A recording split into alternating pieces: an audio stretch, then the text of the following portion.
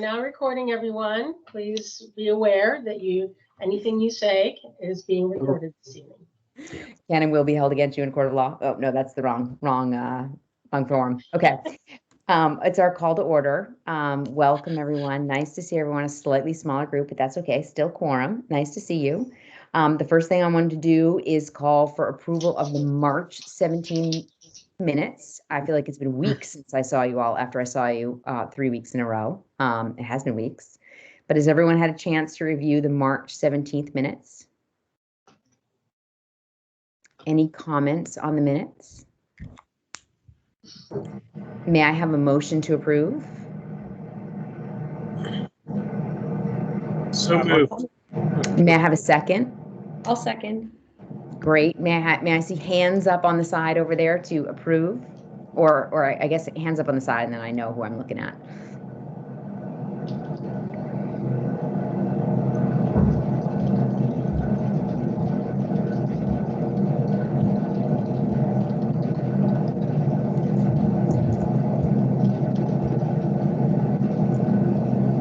Okay, I think we've approved. Okay, hands down.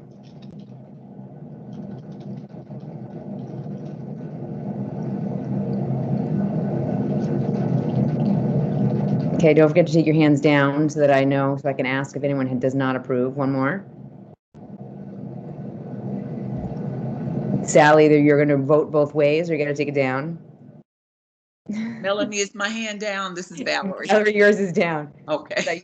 Oh no, was that you, Valerie? No, I just want to know, is my hand down? Oh yes, that your hand was down. Yes, it was Sal's that was still up. He was going to vote both ways on me, just to make me guess. Okay, anyone vote to not approve?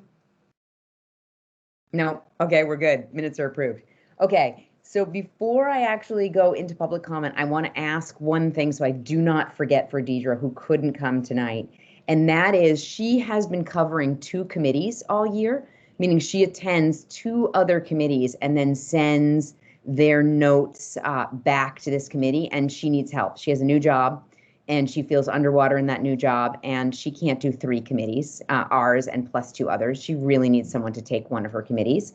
So she is asking someone to take the ACTL committee, which basically means to go to their committee meetings and to send back, to represent back in their committee meetings if they have any questions around back, and then to send notes from those meetings or any follow-up to this committee as needed. I'm sure you've, those of you who've been on the committee for a little while have seen her notes, and I think she's even sent notes in the last couple of weeks from a couple of her committees, and that gives you an idea of what you need to do. But I need a volunteer from the group to take that on. We can, it's an easy ask because it's only a last few months of the year. We can ask people again to juggle things around for next year, but she does need someone to take that on because we are asking a lot of one person on the committee. Do I have any volunteers? There's a question in the chat from Okay. Jen about when the meetings are. ACTL meets, I believe it's the 1st and 3rd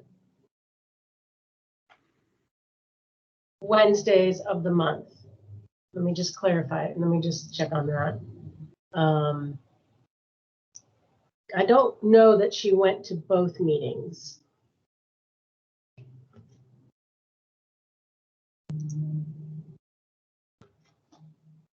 But I will check right now. Okay.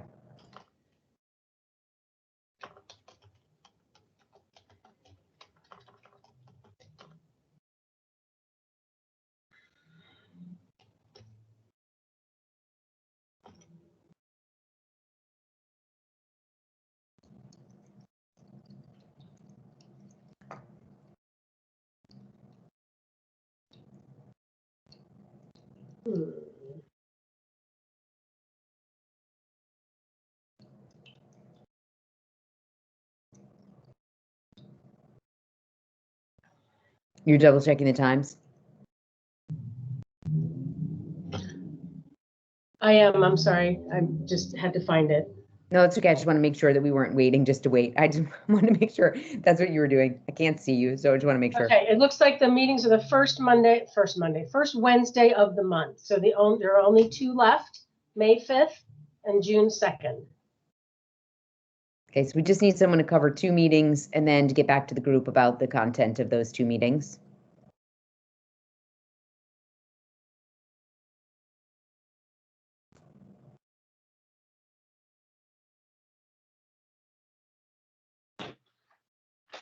I can do that. You can? Excellent. Thank you, Michael. So appreciate it. problem. Okay. Thank you. Thank you, thank you. Great. Done. Closed. Okay. Public comment. Josh, I'm guessing that's you. I suppose it probably is. So I had a lot of thoughts in a lot of different places, so I actually wrote it down in a little speech, and I'll be happy to email it to Melanie afterwards if anyone wants any of the notations from it. They're welcome to it. So I want to thank the BAC for the report to the school board, especially the part that stated that a better focus should be placed on paying current employees. And I wish the BAC chair had been given more time to speak. Your words were thoughtful and well-researched, and your suggestions are important. So I hope maybe in the future that happens. Tonight, you're going to hear about the latest iteration of the compensation proposal that takes insufficient dollars and tries to spread them out to give a thin veneer of a compensation increase. For full-time employees, it won't even cover the cost of lost inflation of the past 2 years. And for a large number of employees, it will be 30 months between increases. This budget did not start with compensation, and it will end being balanced by the employees. Our neighbors have troubles too, but compensation has been their priority. And as of last week, the increases proposed for 22 was Alexandria a step, Falls Church and a 1.5%, Fairfax 3%, Loudoun 3.5%, and Prince William 5%. APS should be at a crossroads given the lack of increased funding from the county. Instead of maintaining initiatives of the 1970s, it should be deciding what a school system in 2021 looks like, recognizing the insufficient support for English language learners and special education students. We have added more psychologists, social workers, and guidance counselors and grown our technology base. And only one large-scale legacy program was cut while others held sacred. As the revenues return, and even as the county managers identified they've started to, I have an ask for BAC, which is to make a priority list of how increased funding, as it does likely seem it will come available through the year and coming years, how that should be allocated. I would suggest replacing lost compensation if anybody was asking me. A good friend asked me, why isn't the focus to make every APS school a blue ribbon school? And I hope as APS continues to ask hard questions, it will help guide APS towards the premier district that it can be. So with that, that is my thoughts. I'll email them to you later. Melanie, if anyone has any questions for me, welcome to it. Otherwise, I will be happy to assist in getting out early. Okay. Thank you, Josh. Any questions for Josh before we start our agenda? Okay. Thank you, Josh. Okay, great. We were actually going to have Monique on the agenda first to talk about the proposed budget, since that was presented or adopted last Thursday night at the board meeting. I hope you all got a chance to take a look at least that part of the at least live or recorded board meeting on Thursday. And I would encourage you, especially since she's not here, to go ahead and watch that even after this meeting if you haven't had a chance to. But since Monique is not here, I will pass it over now to Leslie to give an overview of that updated budget, and she'll do so that we can at least talk to her about it, and we can have some discussion afterwards with Leslie. And unfortunately, we won't get to have that discussion with Monique as well. But if we have any additional comments, we can certainly share them with Leslie, and then I can also try to find some follow-up time with Monique too. But Leslie, if you will help us out then and lead us through it without the benefit of an intro from Monique, we would appreciate it. Sure. So this was presented at the school board meeting last Thursday night. The school board did vote on it and approved it. The first part of the presentation was updating the superintendent's proposed budget with new information that we have received since he did present his budget at the end of February. So now we're calling it the revised proposed budget. And you can see here that we were notified by the county that we would be getting an additional sum of money. The total is $2.2 million. That comprises the $300,000 that we had not put in the budget originally, because that information wasn't passed on to us in time. And then another $1.9 million after further review of the revenues and how they were coming in. So a total of $2.2 million in additional funding from the county. The General Assembly adopted their budget in March, so we have an additional $2.7 million from the state. And then we did get our preliminary estimate from the state on what our American Rescue Plan funds will be. So that was a total of $18.9 million. Revised revenue overall, $685.6 million. We did have some updates on the expenditure side as well. As we have every year, if you aren't familiar with our budget process every year, we do a spring enrollment update. We have an $800,000 placeholder in the superintendent's proposed budget just for that purpose. We do the spring enrollment update, and then we take out the placeholder and we add in what we need as a result of the spring update. And as you can see, the net of those two things was a reduction of $450,000, even though there were additional FTE. There was some additional funding in the Food and Nutrition Services Fund, so we increased expenditures to match that revenue.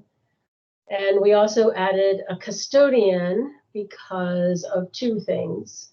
We added a 0.5 at the new elementary school at Reed, which is now Cardinal Elementary School, because the square footage of that building was recalculated as it has been constructed.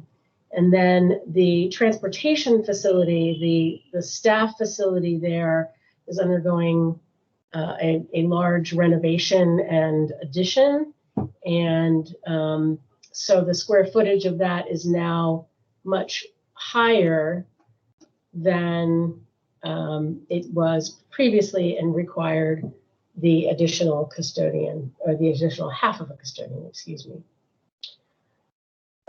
During the budget deliberation process, the school board asked some questions about the late buses, both the after school and activity buses and the sports buses.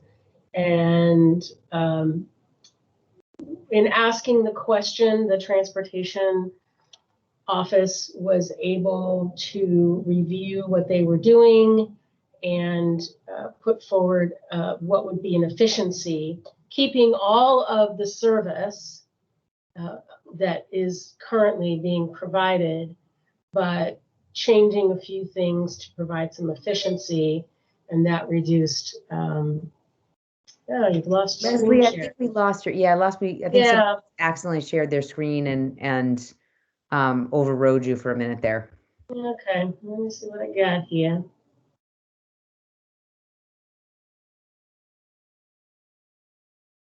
Now? Yeah, we can see you again. Thanks. All right. All right, so the efficiency in late bus transportation, it came about from discussion with the school board about late and activity buses, because there was a reduction that was proposed. This is not a reduction as much as it is an efficiency, because the same service would be provided within certain parameters, and that led to the $300,000 efficiency savings that we could take from that. We also had some additional new budget requests. If you were paying attention at one of the work sessions, the DTL presentation, Bridget Loft did indicate that one of the requests that were put in listed $100,000 as the new request, when it was in fact actually a request for $1 million for additional summer school funding. So we had to make a change there. So we had to add $900,000 to the budget. In addition, we are going to be providing incentive payments to teachers and assistants who provide instruction in person at summer school. With the results of our survey coming in, we were seeing that there were a lot more people who were interested in providing distance learning than distance instruction versus in-person instruction. So we decided we needed to provide some incentives to have people actually be in the buildings this summer, especially after this past year. A request was made to add 60 students, of IB students, to Washington Liberty. So the net cost is shown there, at least the net cost as we projected it. It could be slightly different once all of the actual students are there and we see how that affects their home schools. We are also providing a distance learning program this fall that will cost about $768,000.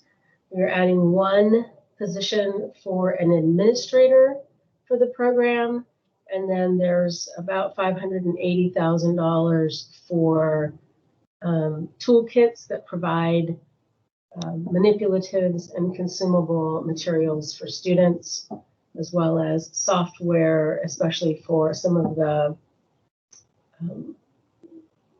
different classes, like CTAE and those kinds of things, if students and staff don't have those already. And then our Safe Routes to School grant is being drastically cut for next year. And so we would not be able to fund the coordinator position from the grant. So the superintendent added that into the budget as well. So with those changes, we are seeing expenditures at about $706.1 million. This was the motion the school board put forward. They were revising the budget by changing expenditures, reducing them mainly, and then replacing the 2% cost of living adjustment in the superintendent's proposed budget with compensation option 1. And what follows here are all of the different reductions that the school board chose to take from the reductions that were put forward in the superintendent's proposed budget, as well as a couple more. So we have a number of tier 1 reductions in departments that were proposed that the school board decided to take. Reductions in the math office, the English office, Adobe Creative Suite and Information Services, delaying the partnership coordinator, lots of professional learning being reduced, the annual administrative conference being reduced. The last two are in my area, and we are fine with those for the most part. More tier 1 reductions from departments, suspending the CAP program for a year, delaying some hiring, eliminating some substitute funding for P&E scale substitutes, eliminating non-mandated field trips, reducing some replacement furniture and equipment accounts, lots of frozen open positions in maintenance and transportation, and then reducing MCMM by 1.5 million. And the reason this is on 2 lines is that 500,000 was proposed by the department as part of the department reductions, and then $1 million was, in addition, was proposed in the end by the superintendent as an additional reduction. Some new requests were reduced, a vehicle for technicians and information services, as well as an instructional application analyst, and some travel costs in the diversity, equity, and inclusion office. Some schools reductions were taken. The first one, the school test coordinators, was actually 11 half-time positions. And the school board chose to only take the ones from the non-Title I schools. So 3 schools at a 0.5 position each. And the Title I schools remained with their school test coordinators. The clerical reduction, I believe, is at the middle school level, and then the comprehensive high school savings is also clerical, and that's another 3 positions. Then the school board decided to go into some tier 2 reductions in the departments, which I think look like they hit mostly the Department of Teaching and Learning. Moving forward, tier 2 reductions, some additional cuts in finance. There was one big new request that was eliminated, and that was changing the planning factor for pre-K assistants. And then another tier 2 at the schools, increasing class size at kindergarten by 1. And then the last 4 were ones that the school board brought up on their own. One was to delay the planetarium projector purchase, reduce the staffing contingency budget that's in the baseline. There was a request for 4 additional technicians as part of the 3-year phase-in of those technicians. And the school board chose to only do 2, with the premise that our enrollment is down and is not at the level that we expected it to be at this point, and that adding 2 technicians would cover the enrollment that we have. And we wouldn't need the additional 2 because they aren't expecting our enrollment to bump back up, I think, to the same place that the projections indicate. So they reduced that increase by 2. And then this last one was in our baseline, the reading specialists, the 0.5 reading specialists at Tuckahoe and Long Branch. Typically they're done by planning factor, but when a school goes below the mark at which they get that additional reading specialist, we grandfather it for a year, because when you're right around that cutoff point, and if you yo-yo around it a lot, you go above it and then you go below and then you go above and you stay above for a year and then you go below again, we would be taking it out and putting it back in like every other year. So we chose to keep that as a grandfather for 1 year. If in the second year it still remains below that threshold, then we take it away. But this is to prevent that yo-yoing of positions. So this whole take thing was a construct of the school board, so don't pay too much attention to that. And then these were ones that the school board chose to take, but only took half of them. So each of these, all of this totals more than $125,000, but they're only taking half of it. On the delay of hiring of the English learner specialist, it was delay it for half of the year rather than the full year, and allow the new director of English learners to hire the position. Leslie, you have one question from Catherine in the chat. She asked about the FTE cuts and whether or not they'll result in layoffs or just be taken from vacancies or not creating new positions. It depends on the cut. So for example, on this page, the planning factor for pre-K assistants, those would have all been new positions. So there's no one being reduced there. The class size, there were some new K positions being added to the budget. So this is probably going to be taken care of from not adding those K positions. The technicians were new, so we won't be reducing actual people there. And then the 0.5 reading specialists at Tuckahoe and Long Branch are filled currently. They're in the positions right now. But those would be reading specialists that would probably be able to find positions elsewhere in the budget. Excuse me. I'm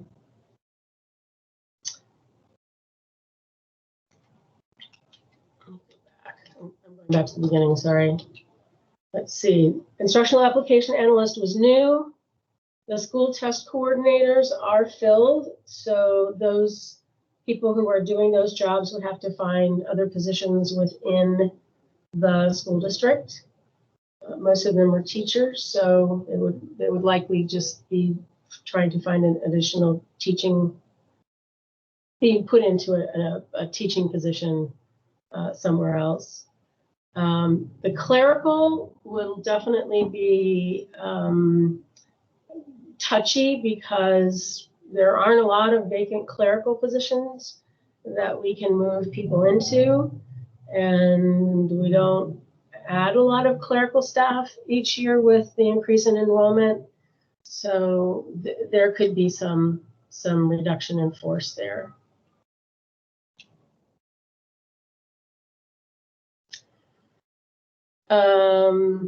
And then the very last thing is if you were watching the work session, when the employee advisory committees presented to the board, the employee advisory groups presented to the board, the committee known as the employee advisory committee did ask for about $25,000 in order to have professional development provided to support scales, and those would include G scales and D scale, A scale, that kind of thing. Because there's professional development for teachers and assistants actually, but not for especially G scale staff. And then the next thing was the compensation option 1 that was put into the budget rather than the 2% COLA.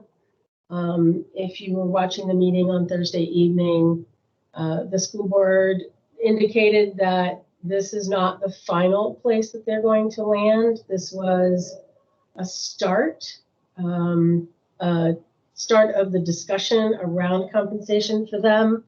They are still talking about it. We talk about it every week at weekly meeting, and they are really trying to find the best way to provide compensation for all employees.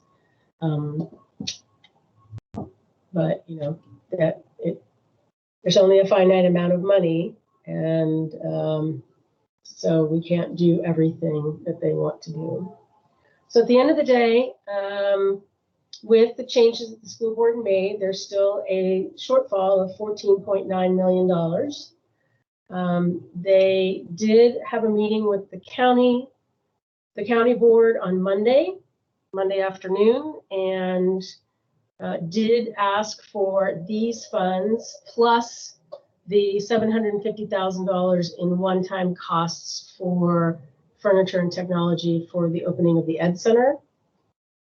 So it was about $2.8 million requested from the county. That would bring us down to about $12.1 million shortfall. And we shall see whether the county is able to come through on that. Of course, anything they can provide is a big help. And there was some conversation about working together to try to figure out how to provide funding for the school system in the same proportion as our need. But we'll see where that goes. And I think that's it. That's it.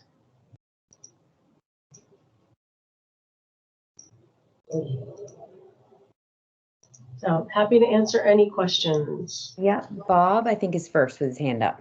I think there's a question in the chat first. There's, Maybe oh, sorry, I that. missed the question in the chat first. You're right. It Yeah. was Nellie was in the chat Nellie, first. is the distance learning expected to be a recurring cost? That's a good question. It's something for sure that we're doing for the coming year. And then as things return more and more to normal, we feel as if there will be a need for some sort of a distance learning program for the school system. But I don't know that it will be as robust as it might be for this coming year. So it will be interesting to see, how that shakes out as we move through next year and move into the following years. But yes, hands. Bob first. Thank you. Thank you, Leslie. Two questions. One is the nature of our ask and expectation from the county. So I see that the school board has asked for that 2 million plus additional to come from them. It's at this stage that I usually lose track of what is going on with the school board's budget, because they start talking to the county board and things are moving fast in between our meetings at that point. But can you tell us what is the normal, or what do you expect to be the way we proceed with this new ask? What do we usually expect from the county, and are there any expectations that as things get back to regular status, we could get, say, an automatic increase if the county resources step up? I mean, we're back at this point to where I was hoping we were going to get to a year ago. You may remember I made a presentation referring to an accelerator pedal, where we had to make a bunch of cuts, but then would accelerate back up to speed as we came out of the pandemic. Of course, we're coming out of it, or we're hoping to come out of it a year later than I had hoped to come out of it last year. But can we maybe anticipate this accelerator pedal situation where we can get more resources if they become available from the county, or is the county going to give us something and then nothing to be said again until next year's budget? What can we expect? Well, I don't know. So let me start with the first part of your question, which is, where are we right now? The school board has made its ask of the county. That's what happened on Monday. The county board is adopting their budget on Tuesday. So if they make any decisions about giving the schools more funding, it's going to happen between now and Tuesday. And likely before that, because they have markup. I don't know when markup is exactly. I need to put that on my calendar, actually. But they could decide to give us more money. They could decide to give us no money. They could decide to give us that 2.8 million or something a little bit more or something a little bit less. It depends. But that's what we will have to react to once they've adopted it next Tuesday. And the school board will put that into their budget. As far as an accelerator pedal, I don't know that we'll have, really great information about what's happening in FY22, early in FY22. I would say that everyone's going to be very cautious about any projections that look like they're going in the right direction that we want them to go in. But they're going to hold back because, who knows what might happen. There could be a turnaround.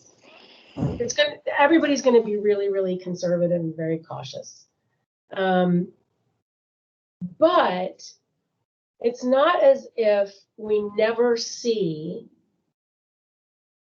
the change in revenue, because the county always trues up with us at the end of the year. If locally generated tax revenue comes in higher than what was projected for that budget year,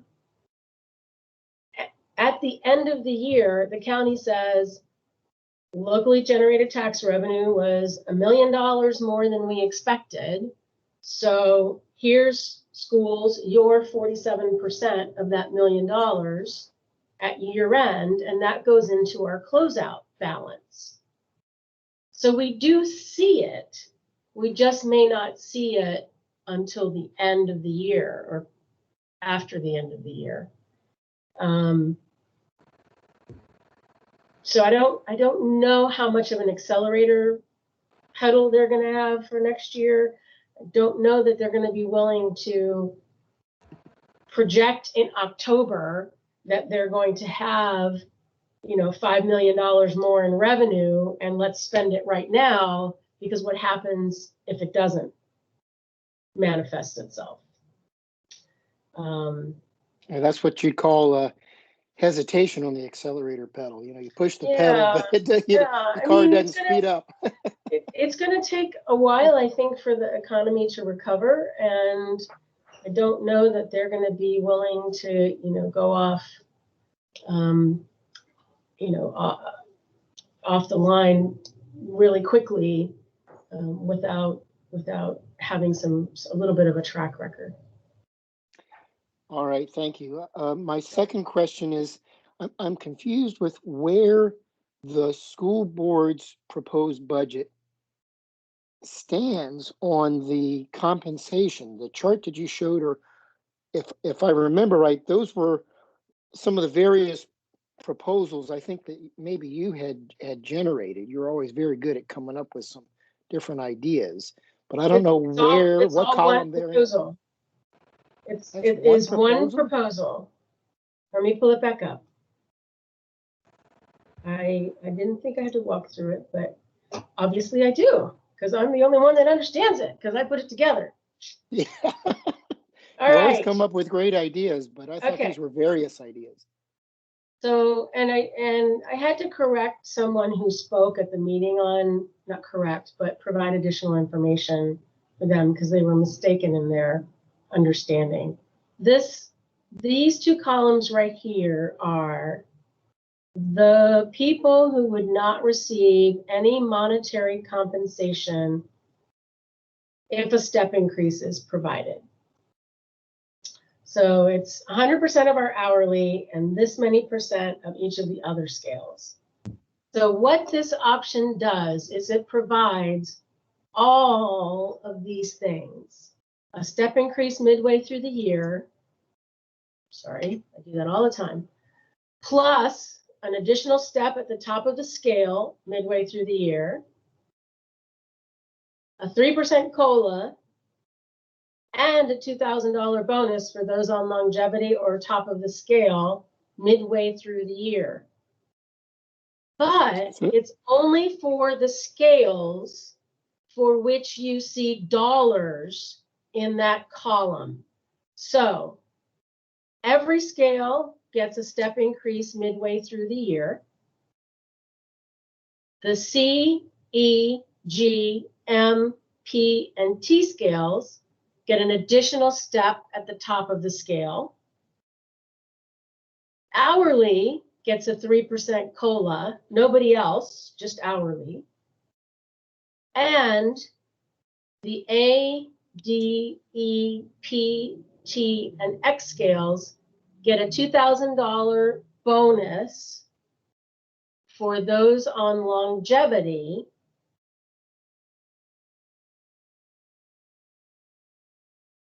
So these are various methods of finding compensation to those who need it in different ways. Correct.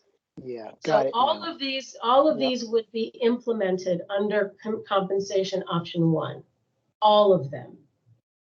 And this is where the school board is now too. This is their position. It is what they have put in their proposed budget. I will say that based on the conversations that I've had with the school board, they are nowhere near having made a decision on this. They are still talking, and they are still looking at options all the time, trying to find what the best way forward is with the funding that we have. Okay, I understand now. Thank you very much for going back over that with me. Sure. You had Chuck next. Leslie, on the compensation option, the step increase would be a permanent increase each budget year versus the bonus, which would just be a one-time cost this year. So in the sense that it's more expensive this year than the 9.2, which you had estimated if you did the 2% COLA across the board, only a proportion of that 9.7 would be a recurring increase in the out years because of the step increase for the employees that are getting that. Is that fair? That is, yes, that is correct.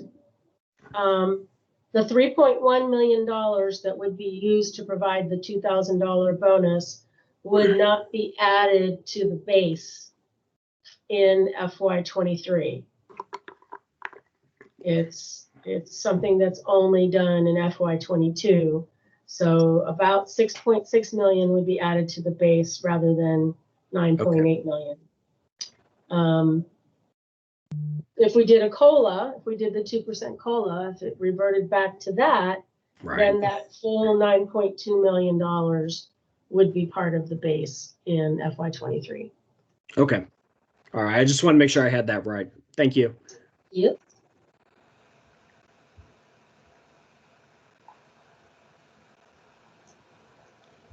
Anyone else? Eric, you had your hand up before, and I don't know if you wanted to put it back up. You had put it down, and I don't know if you had wanted to put it back up.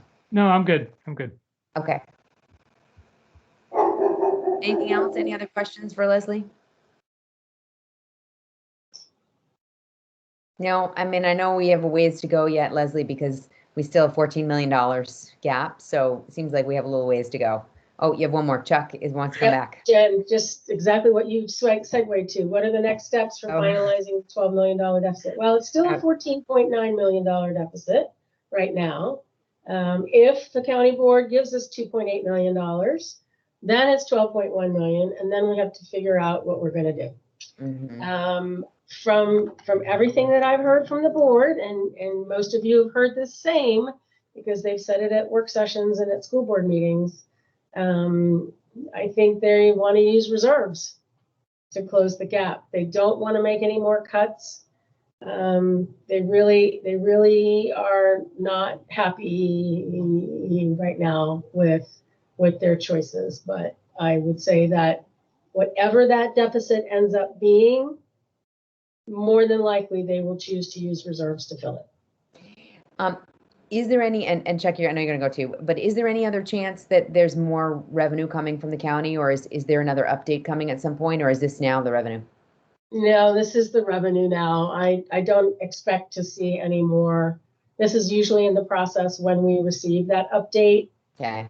And I don't expect to see another update between now and the time that the county board adopts its budget. Okay. Okay. And Chuck, you had another question. Yeah, kind of more compensation philosophy, I guess. I mean, you've been at this a while. Is it just the nature of the county, its finances, the nature of the fact that we're a growing system? Is it just hard to come up with a compensation policy that we can actually stick to, so that we don't have these, kind of year over year where we come up with these different ways where one year we give everybody $500. This year, we've proposed, sort of a mixture of options to provide compensation increase, but not anything that seems to be consistent from some of the slides you've shown us that show over time how you guys have tried to do that. So maybe, I guess, as we look forward, because compensation is going to loom large with these larger deficits. I guess your thoughts on the degree to which or not we can have a consistent approach to not compensation per se, but more how we look at keeping pace with inflation and these other things that drive our compensation expense within the budget. That's a really good question, the many-parted question. Prior to, I think it was FY 2010, the school system, APS, gave a step increase and a nice COLA every year, 2.8, 3.3, 2.75, it was good times. And then, 2010 budget, 2011 budget, 2012 budget, and we started growing. We started growing by leaps and bounds. And, back in the good old days, right when I started here, they had just done a salary study and a compensation study that changed the teacher salary scales. And they put in the salary scales, and I talk mainly about teacher salary scales because if you look at that chart, that's the bulk of where the cost is, of course, because we have so many teachers, and our teachers are well paid by teacher standards. So they put in this new salary scale. The salary scale was created in a time when everything was going really nicely. So teacher step increases are 5% a year. 5% a year to move from one step to the other after your first 3 steps. Because the first 3 steps, you're a probationary teacher. The school board's philosophy at the time was you shouldn't get the massive increase in your first 3 years because you're still probationary. Now you're going to get it when you become a continuing contract teacher and through, that whole mid portion of the scale, and then you go into longevity, and then you get 2.5% increases after that. Once we hit the harder times, that 5% step increase per year became fiscally unsustainable. There was no way that we could provide that plus a COLA on top of it and keep pace, and have our revenue keep pace with those costs, plus the continuing increase in enrollment, which, for a number of years was averaging between $8 and $10 million. So the combination of those two with the, slightly changing revenue growth, and I will add, we had a revenue sharing agreement with the county that for a number of years during those good times had an enrollment piece to it, that if our enrollment went up, the revenue sharing percentage changed and went up as well. So we started getting more and more and more, and it wasn't stopping. And I think that at that point, the county said, whoa, we need to have a discussion about this. And that's when the revenue sharing changed. We no longer have that agreement anymore. We just have principles. We have no formal document, no formal signed agreement anymore. So it's been a combination of a lot of different things. I will say, though, that the school division does not have a compensation philosophy, which would help. And I think that's one of the things that the compensation study needs to bring about, is a compensation philosophy and also salary scales where we can provide employees with that step increase, plus the ability to provide a cost of living adjustment based on the CPIU that isn't overly onerous on the budget.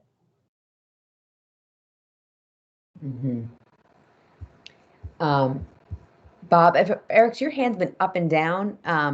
I think, if Bob, can we let Eric go first? Because he's had his hand up and down. I know you're technically first, but I think he's had his hand up and down. Okay, Eric, you go first. Yeah, I mean, I was just going to comment that, my observation is just that, just given our compensation is such a huge portion of the budget, it shouldn't be surprising that when times get tough, the one area that's going to be probably impacted the most, or where we have the least flexibility, is going to be compensation. I mean, it's just mathematically, it's got to be. And I think until we get through another compensation study and we can figure out how to structurally change that, we're not gonna change anything else. We're gonna be in the same position every single year, unless the economy booms and everyone grows and when our revenue goes, skyrockets, which is not likely to happen, right? So Right. Until we get that, we're gonna Our face the same enrollment thing over and levels over. off. If our enrollment starts to level off and we are growing Yeah. at the same rate, that will help as well. Sure.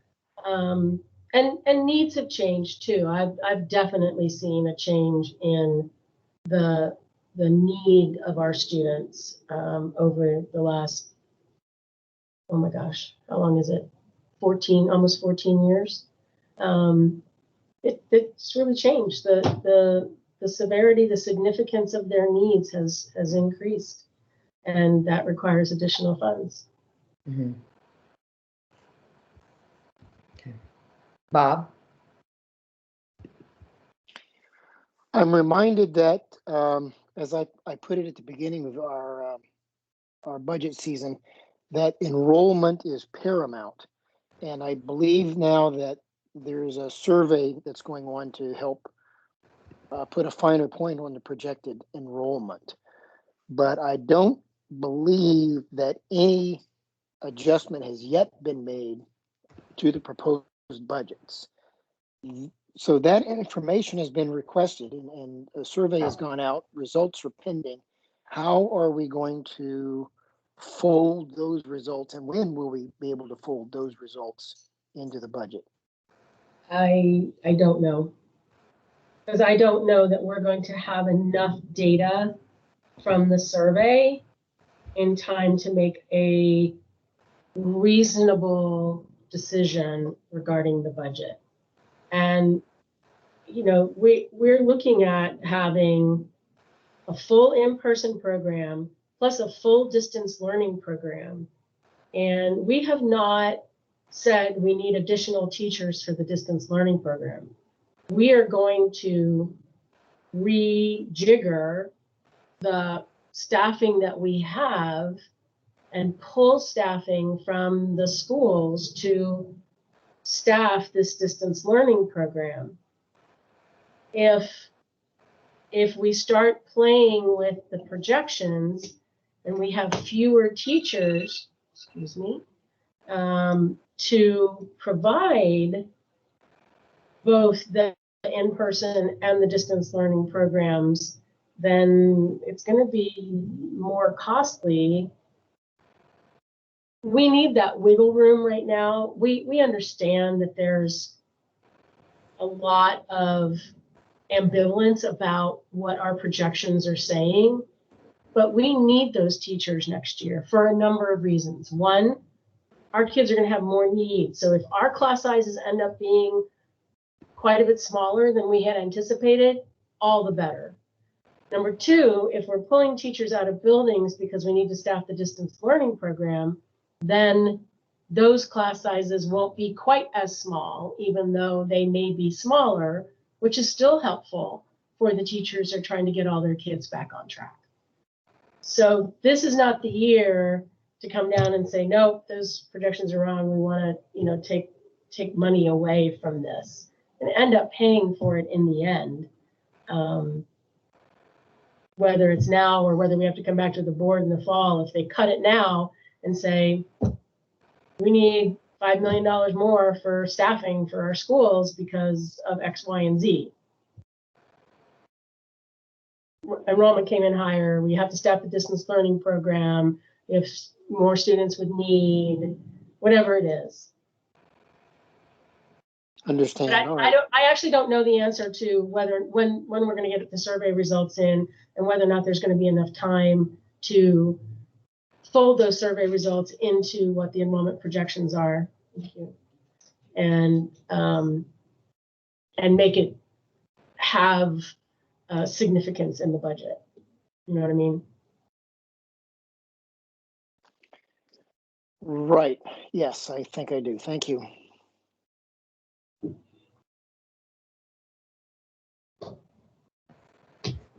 Other thoughts or questions for Leslie before we move on to the next section?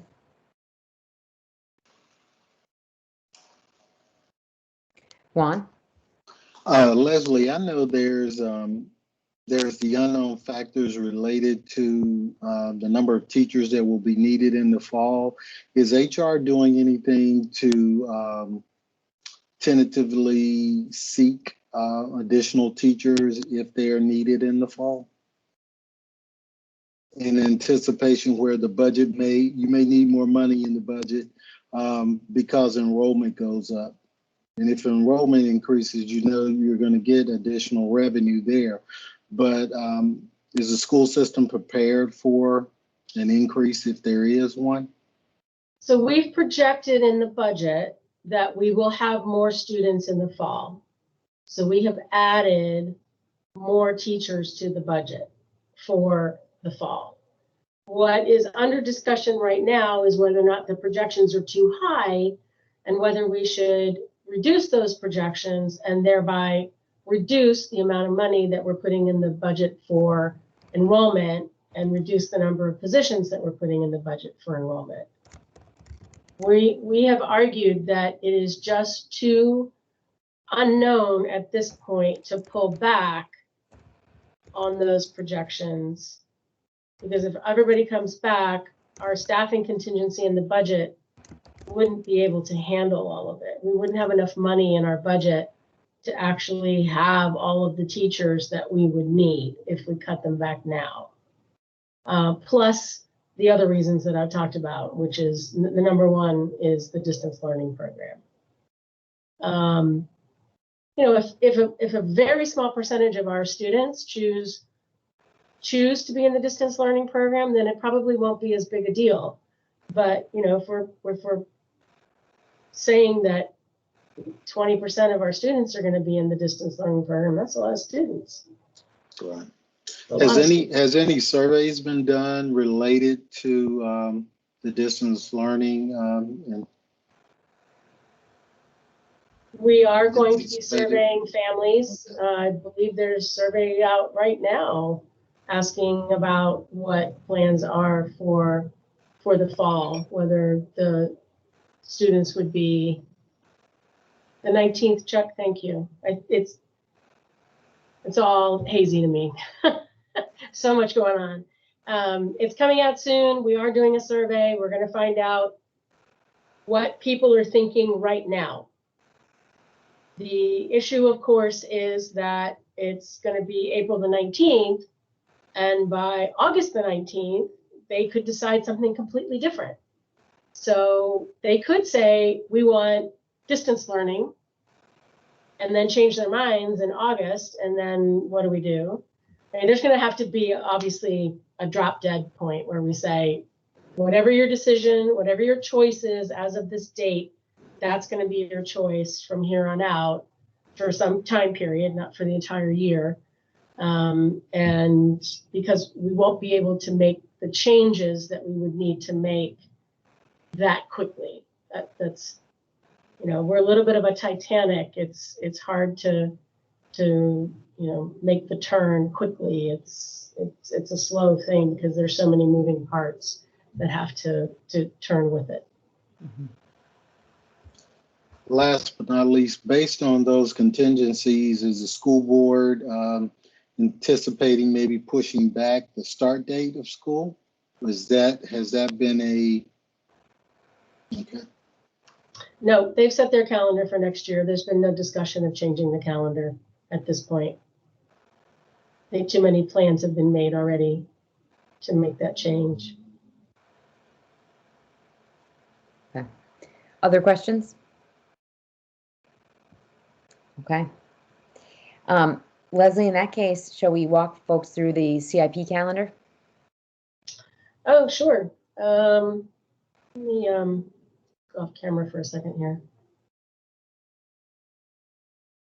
Sorry, I had to drink something. Let me share my screen again. Oh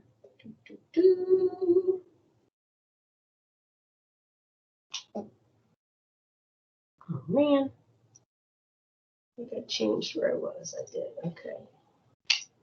Just trying to look for that. All right, here is. I can make it a little bit bigger for everybody. This is on the budget development calendar, which is on our website, the budget website. So you can check in there if you want to refer back to this. But the superintendent's proposed CIP is due to be presented to the school board on May 6th. We've been talking with the county. It previously was suggested last year, I think the county manager said a 1-year CIP this year, a 4 to 6 year CIP in, this spring, right, we're in right now, and then back to a normal 10-year next year. The county is really actually looking at doing a 3-year CIP this year. So we will be doing the same, having that 3-year CIP and returning, hopefully, more than likely, to a full 10-year CIP next year when things settle down just a bit. So that will be a proposal on May 6th. Then on May 11th, there will be CIP work session number 1, followed by May 25th, CIP work session number 2, with the public hearing on the 25th, right after the work session. And then a joint work session with the county board, possibly early June, a 3rd work session on June 15th, and then the school board would adopt its CIP on June 24th. Typically the process is, we've had meetings with the school board up to this point talking about what should be in the CIP. We are working through that right now, trying to figure out what are the things that need to be in the CIP, the 3-year CIP right now, and what items we know will be coming down the pike, and the school board will want to see in the out years. And then there's the question of whether or not we want to do a bond referendum this fall. There's been discussion on both sides of that question. So we're waiting to see how this is going to play out. Mainly because we don't have a lot of budget data, right? We don't have revenue projections for the out years, so doing debt capacity calculations and those kinds of things are becoming hard.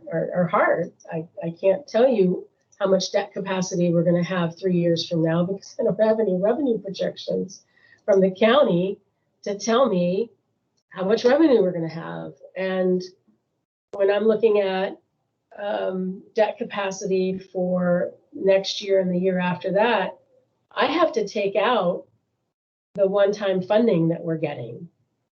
I can't count on that to calculate debt capacity for the out years because it's only 1-year funding. So I have to be very careful about what's counted in the calculation for revenue and what's not counted to be able to provide those debt capacity numbers. But I'm happy to answer any questions. Sometimes I'm so close to things that I think I've explained everything, and then I'm like, people ask questions. I'm like, oh yeah, I forgot to say that. Oh yeah, I forgot to say that. So please feel free to ask any questions. I'll ask a big question, which is why the change from doing a 1 year to a 3 year this No, year? it wasn't a 1 year this year and the 3 year. It was 1 year last year. Yeah, And the county manager's anticipation was that in last spring in 2020, they would do a 1 year CIP. In spring of 2021, they would do a 4 to 6 year CIP. And Okay. then spring of 22, they would do a 10-year CIP. So the change is the 4 to 6 year CIP to a 3-year CIP. okay, got it, okay. And the reason for that is just last spring, we thought we would be through this much quicker. Right, So we would have a better handle on things by this spring. And of course, that didn't happen. And so we're still in a position of, we don't know what revenue is going to look like. okay, no, that makes sense. After I each. just misunderstood the years for the 1 year, Right. 3 year. The scaling back 4 to 6 to 3 makes complete sense given where we are economically. The jumping from 1 to 3 didn't make sense to me, Yeah, but now no, I right. understood that 1 year was last year and 4 to 6 was this year. Right. 3 makes a lot of sense given all that, okay. Other questions from the group on this?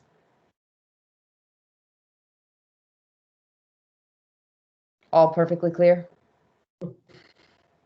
I think it'll all become clearer as we get the CIP and we can talk about what's in there and what the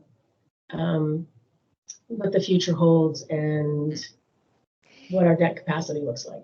And so you think, even though clearly the budget has been as big and all-consuming as it has been, you think there will still be something presented on the 6th around the CIP as planned, and therefore there'll be something to talk about in our May meeting, more concrete, and so we'll be able to dig into the details of it in our May meeting. Yes, Okay. there will be a CIP. Okay. Big a CIP, it will be, still has not been decided, but there Okay. definitely will be a CIP. Okay, so we can talk the details then when we come into our May meeting. Okay. Okay, great. Any other questions then from folks before we talk about our year-end report? Anything else for Leslie at all? Looking at the chat, looking at hands, not seeing either. No. Okay. Okay. Thanks, everyone. Good you. questions tonight. Okay. Okay, so then I want to talk to the group about our year-end report. I know it's April, but April leads to May and June very quickly. And so it is time for us to start thinking about and start gathering input from this group about what we want to say in our year-end report. The good news is we will lean on the couple of reports we've done already this year, because we did in the fall gather ideas for the budget in terms of reductions. We did just do a very robust report around the budget, and obviously we are the Budget Advisory Committee, so we have a lot that we can attach to a more abbreviated year-end report about what are our top line thoughts. But I did want to get the group thinking a little bit tonight, and I will send out something to the group, and we will run it like we have the last couple of exercises that we have done, which is I want to gather from the whole group thoughts for this exercise. And have everybody weigh in terms of what are their kind of 2 or 3 headlines that they would like to share for the year-end report, and gather them together so that we can discuss them as a group. I would actually like to bring those headlines to start discussing in our May meeting, and so we are finalizing this in our June meeting because we do then owe it to Leslie, because what happens is it gets shared in the end of year board meeting at the end of June, but we need to give it to Leslie because she then actually gives her reactions to it. And so it's not just we show up at the board meeting, we do actually prepare it and finalize it earlier so that it goes to Leslie as a formal report, and so that she can prepare a formal reply. Is if Leslie, correct me if I'm wrong, but this is what I have seen in the past. And so we have an obligation to get this one done earlier. So I really would like to do sort of draft headlines for May and final report for June. And therefore, I'm going to need everybody's cooperation, giving me a couple of headlines in the next couple of weeks, and so I can get that together for discussion. But Sal, you are raising your hand, and so I want to take your comment or question. Yeah. you may have shared this with me earlier, but if not, I just want to ask, do you have examples of this year-end report that I can get? You know, it really has been, I can definitely share you Okay. examples from the last couple of years, and I actually think they're up on the back page. Leslie, correct me if I'm wrong on that Yes, one, but are they the up? year-end report should be on the BAC site. Okay. So if you go to the page on the website, you can actually see the last couple of years, but it does vary. So it's really what headlines do we think we want to share? And you know, there's no obligation. This doesn't, I'm definitely not planning a 14-page report on this one. I'm done with my 14-page reports during the year. It's a volunteer position, and I think we're done with our 14-page report. So I think this is, we want a few headlines, and we want to, you know, what are our big headlines for the year? And I just want, that's what I want to say. I don't want 10 comments from everyone. I want 2 or 3 headlines from folks, and we have a big committee, so even 2 or 3, even a couple people can share 1 headline if they want, but I don't want more than 2 or 3 from folks about, you know, what's their big headline for the year. But I will send something out, and so I can gather. But I, you know, I'll take any thoughts and comments now. Sally, your hand's still up. Is it up again, or I just haven't put it down yet? No, I haven't put it down yet. No. Okay. I was actually helping people tonight to put them down too. That way, I remembered who was who, and I have somebody in the chat. Hang on, in the chat. Oh, thank you, Chuck. You were sending a link, which is great. And there should be a couple of them, Leslie. Right? If you go back, you can actually see the last couple of years up on the Yeah, back. you should be able to. Let me look real quick. But thank you, Chuck, for sending out that one. Because we had a good one last year. There was one, there should be 2 or 3 up, I think, because Cecilia did one, Matt did one. And looking at it, and it's really about what do we choose to share. And certainly, you know, it's been a year. There's a lot of budget headlines. I frankly think we shared a lot of big important stuff in our big budget report, and a lot of years there is not a big budget report. Like what we did this year, frankly, is more than I have seen done around the budget. So what we did in terms of our budget document and our presentation last week for the working session is a pretty robust document. And so even if we had a few headlines and referenced the couple of documents we've done this year, that's a lot of input in terms of formal back input, but I think we certainly can pull together a couple of headlines on top of that in terms of the sort of summation of our thoughts for the year. It looks like the BAC end of the year report is up there for last spring and the spring before, but I'm not seeing it for 2018. And I But don't it is on board docs. So. Yeah, I don't. For on board docs is, I was gonna say, I don't think I have the 2018 report either. Yeah, it would definitely be on board docs because it's presented to the school board. Okay. So it would be probably the second June meeting of 2018 that you'd find it. Let me see if I can find it.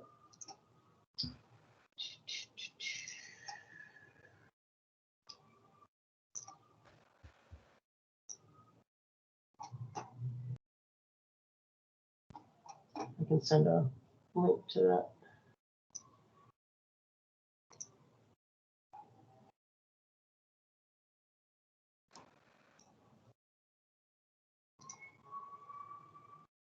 Bob? Yep.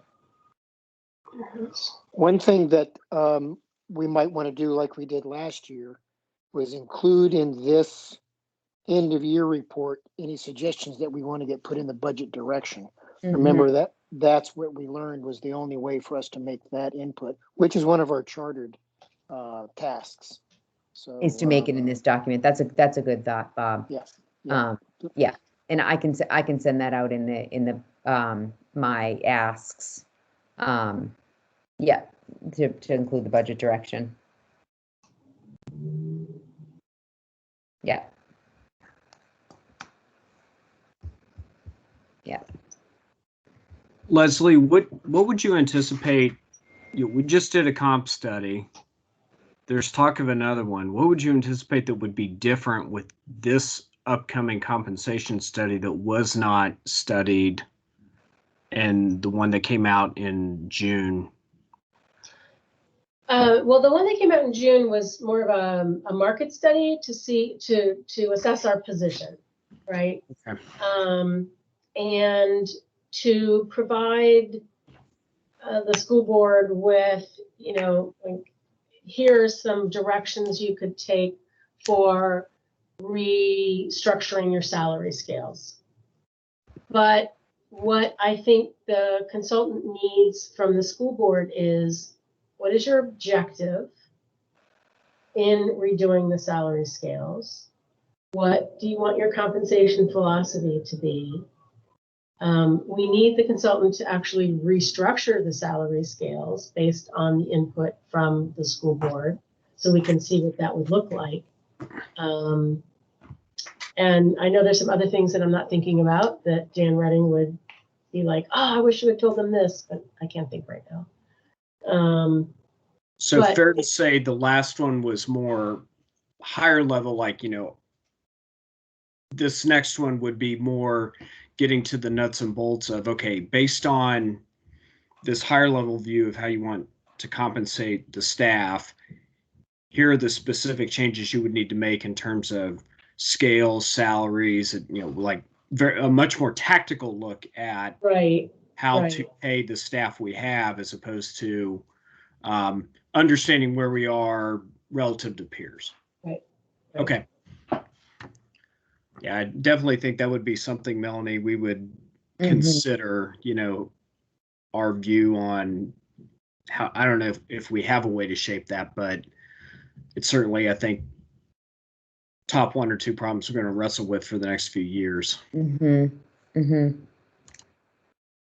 Yes, and I think it's going to be very important for us to have that information as we go into collective bargaining.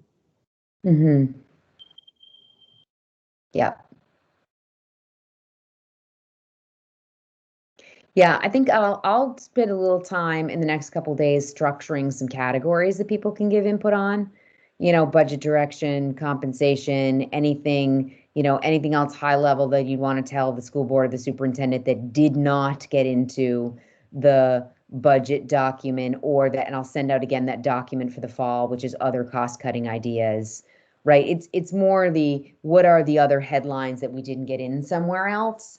And then we'll pull out for the document a couple of the other, the bigger headlines that we had from those documents and say, hey, this is, the back shared these things. Here's a couple of big headlines from the things we already shared.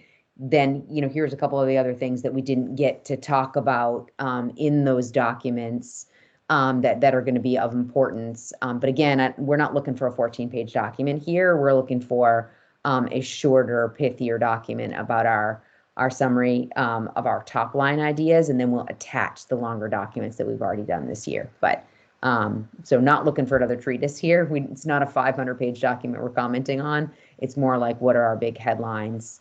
What are the few additional things that we want to share? And I think less is a little more, honestly, in terms of this last document for them. But I'm just looking for some ideas. So not everything that everyone collects will get in. Unlike in the budget document, try to be very inclusive and get everything in, because this is very important documents, all the funding, but I want to collect some ideas, and then we'll bubble up some of the headlines and try to get them into this document. Bob, you have another comment? Thank you. Yes. It occurs to me that it is just too good an opportunity to get some feedback of one idea that I have. So we're talking about a continuing distance learning aspect. And one thing about the information age is that you can multiply information infinitely. In the beginning of the industrial age, your limiting factor was labor, capital and labor. The agricultural age, the limitation is land. The information age, you don't run out of stuff. So taking that principle into our current situation with education, it seems to me that we might be able to use, say, one teacher to send out to do all of the instruction to anybody that's going to do I don't know, let's say 5th grade math. remotely. And then you may have a bunch of assistants that do the grading and the individual one-on-one component to that. And I wonder that there isn't some sort of an efficiency that can't be achieved or hasn't already been contemplated. So my question is for the group, what do you think about that idea?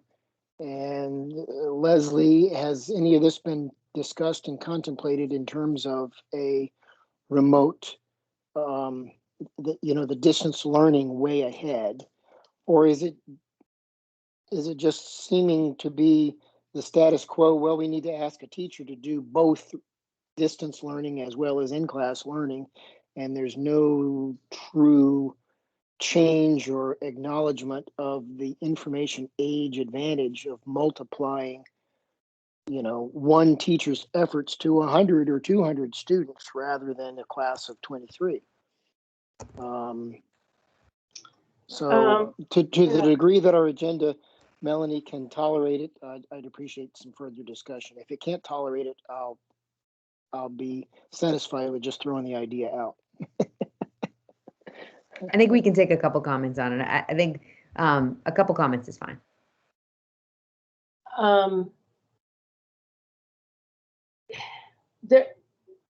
It's not going to be a concurrent model, which is what I think you were talking about. It's going to be either they're teaching in person or they're teaching virtually. They're teaching students virtually or they're teaching students in person. No, I'm talking about essentially a dedicated distant learning staff that does things in a different way, that takes advantage of the efficiency of the information age, where one teacher is not being expected to have an in person classroom. I mean, they may if they want to, but there's a structure set up with the intent to vastly multiply the number of people that they're teaching. Okay, I understand what you're saying now. Okay. I think that the Virginia Department of Education standards of quality need to be reviewed with that in mind, because they still have that you have to have a class size of X and this many, staff for this and that and the other thing. That there's no differentiation between distance learning or in-person learning in the standards of quality, which is not to say that that may not be something that they will be looking at in the future as a result of what has happened over the past year. But at this point, we still have to follow that. So we still have to have one teacher per, whatever that limit of students is. And we do it by our planning factors rather than the SOQ. But we would still be faced with that, even if we decided not to use our own planning factors at this point. Very, very good. You hit right to the point, and I'm glad that I asked the question in this forum, because I mean, we could just tell all the students log into the Khan Academy and take a lesson from there, and the work is already done. That's a demonstration of how you can go to thousands of students with the one occasion of work already being done. But okay, the work to be done on this is back at the standards of quality with the state. Very, very good input. Thank you, Leslie. Eric? Yeah, I mean, I was just going to say, I think you have to build that into the curriculum first, and then you can move it to virtual, right? So if you talk about the Khan Academy, for example, they have some really good stuff, but you'd probably want to build it into kind of somehow the core curriculum to make sure it aligns with quality of standards. And then you can look and say, how can we actually deliver it so the kids don't have to be in school to get that content? They can do it wherever they want. I think that's kind of what you're getting to, right? You can be anywhere and get that same content. Yeah, we've had a lot of parents this year very sensitive that their kids are getting a second-rate education with being distance, and I think we just want to be really, really careful that we are, one, have our very clear quality standards. Two, anything we test in multiple formats. And then three, that we are careful that anything new we roll out, that everyone is very clear that it meets those standards, because I think anyone who has a perception that their kids are getting less than other kids is going to push back on that. And so you want to be very clear that it's an educationally sound model before you roll it out. Otherwise, you're going to have a lot of parents pushing back on a model. And even if it were sound, if it rolls out in the wrong way, it won't last, because the community will push back on it. So I think whatever we do, we just need to be really careful about how we roll it out and the quality and the outcomes.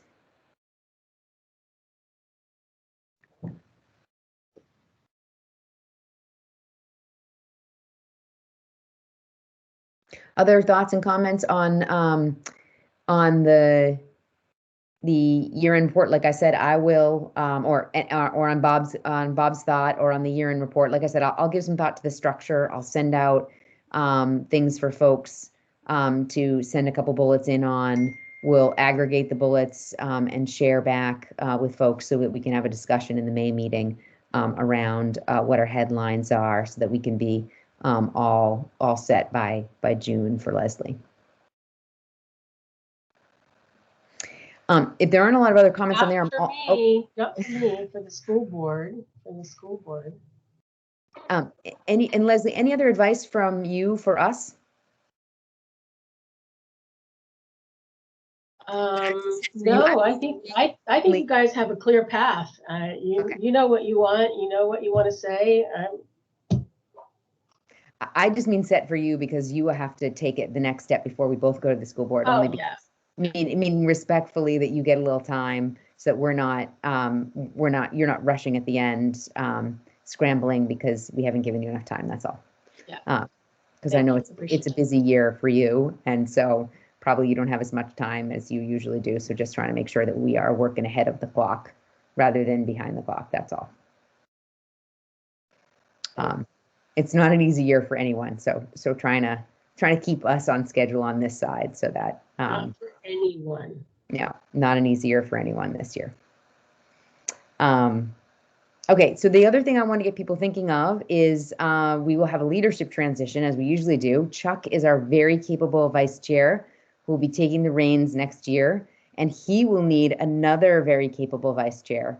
And so I want people thinking about who may be interested in stepping up to support Chuck next year. So it's time to start thinking. So you don't have to raise hands tonight, but I just wanted to get everyone thinking about that on the committee, and I'll write it in an email for those who aren't here. But people thinking who might want to play that role. When you play the vice chair role, you do it for a year, and then you step up into chair the next year. And so think about it as a 2-year commitment, but think about it as one where you get to learn the ropes for a year, and then you get to lead the committee for a year.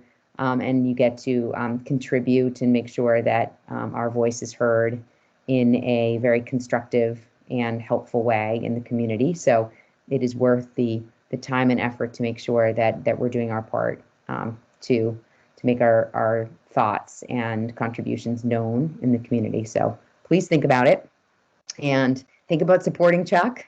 He'll need some help next year.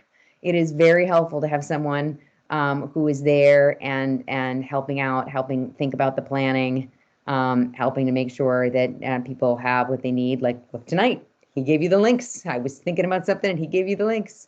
But he's been very helpful at thinking through what do we do this year on the meetings, and contributing to the materials that we have to deliver, and preparing for next year. So he will need someone as capable supporting him next year. Everyone's very capable on the committee, so I think it's who is interested. And you don't have to be on the committee for very long to do it. So I raised my hand after a year, and Chuck did too. And so you don't have to be here very long to know how to do it. Okay, Bob, go ahead. Well, indeed, the way that we had contemplated it at our last rewriting of the charter was that you'd have yet another year to follow as a past chair, because that experience is sometimes helpful, and I would advocate that being the way forward Yes. too. I should have said that. Bob has also been very helpful at contributing. And in the old days when we actually could all get together, we would get together more frequently physically and have breakfast together. And that was nice those days. And Cecilia was our past chair at the time, and she would join as well in terms of thinking through what to do. There's more virtual discussions now, but we did actually get together and have breakfast in those days, and that was nice. But yes, it is very helpful. And so thank you, Bob, for actually saying that as well, which is you do stick around for that third year and you support the committee with your hopefully acquired wisdom. And so it is really a leadership team of three, and it just makes the work a little easier.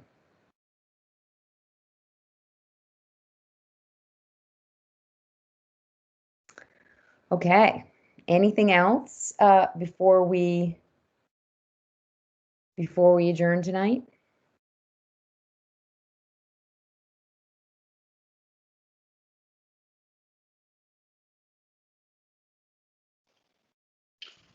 Melody and Bob, I would like to thank you all for your leadership. And Chuck, we're here to support you as you move forward in the next year. But I just wanted to give kudos to Bob and Melody for what they've done over the past 2 years. Thanks. Thanks, Juan. That's very nice. You guys have been a great committee. We're not quite done yet, but I will take the thanks. We will take the thanks now. It'll give us a little extra energy to get through year-end report. We appreciate it.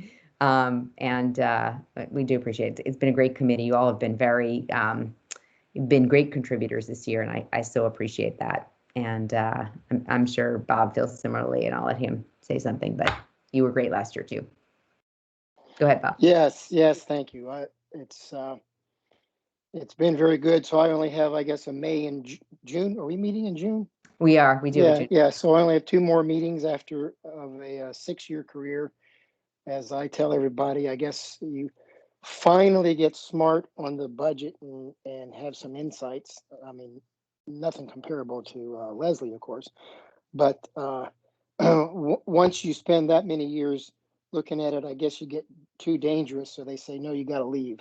So they can't tolerate too many citizens that have lots of smarts on the budget at a time.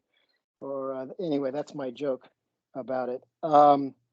I guess I do want to say this about the year-end report, and that's something that'll be posted and can be researched and pointed to for years and years.